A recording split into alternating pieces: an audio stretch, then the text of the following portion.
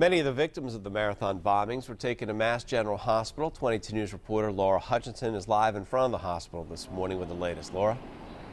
That's right, and it is a somber morning, not only in Boston, but at area hospitals here. You know, the sun's coming up and people are arriving to work. You can see a doctor walking into the hospital right here behind me.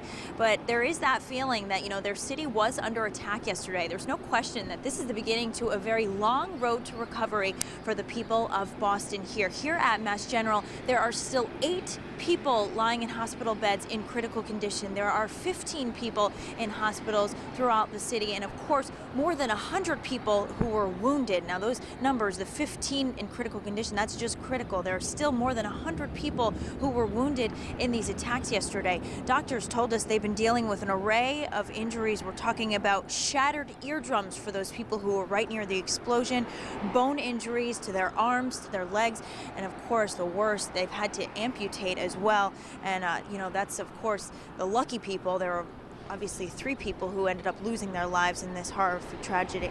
A surgeon did talk to 22 News yesterday about what it was like here at the hospitals as patients started arriving. They said it was busy, but it wasn't anything they couldn't handle. The first patient who came in was probably the most severe. We had 3 of the most critically ill patients come in about the first 15 minutes. You know, at that point, we didn't know if it did turn out to be the tip of the iceberg, if that was going to be the tip of a huge iceberg or not. And so, you know, I think actually everybody were prepared for that type of situation. So the hospital activated its incident command system, and within about 5 to 10 minutes, we had everything pretty much up and running.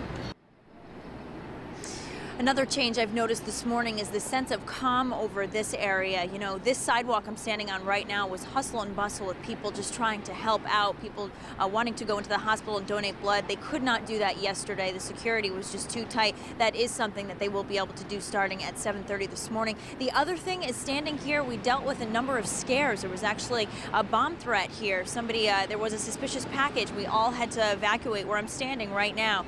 I talked to a Boston police officer. That turned out to be nothing, but he did say that they anticipated to be chasing scares of that kind throughout the night and into this morning. Of course, that's just another example of how the city will be recovering for some time after these terrible attacks on the Boston Marathon.